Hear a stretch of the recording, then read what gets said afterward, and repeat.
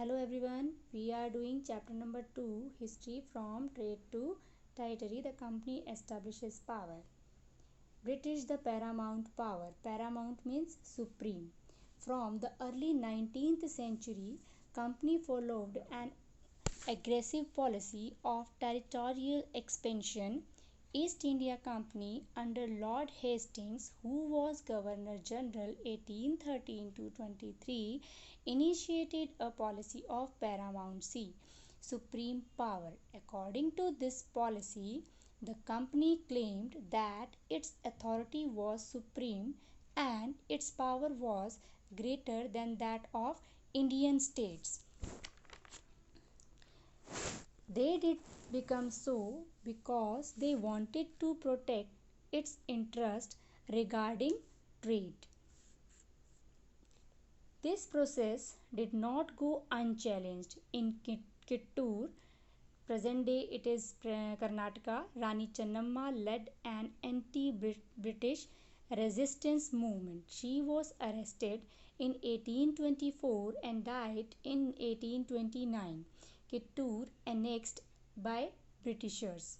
So, company not only annexed most part of the India including Punjab in 1849 but also established indirect rule in Afghanistan in 1842.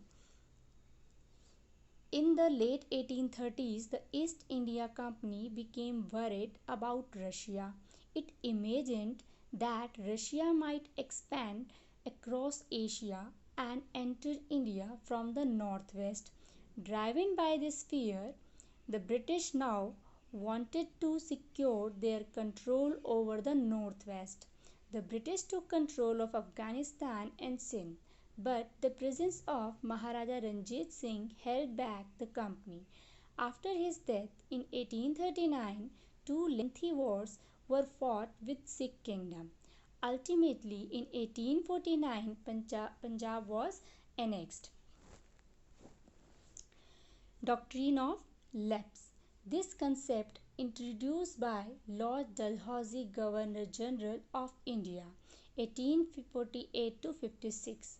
According to this doctrine, any king who doesn't had a natural heir had to give away his territory to the Britishers, or if an Indian ruler died without a male heir, his kingdom would become the part of the company territory.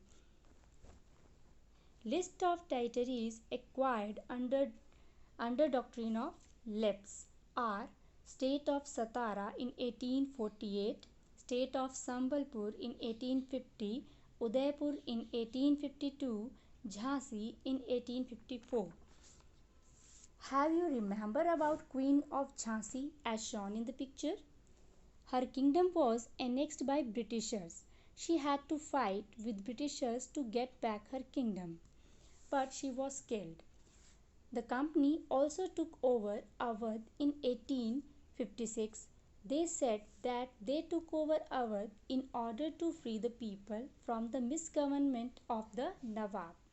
The humiliating way in which the Nawab was deposed, the people of Awadh joined the great revolt that broke out in 1857.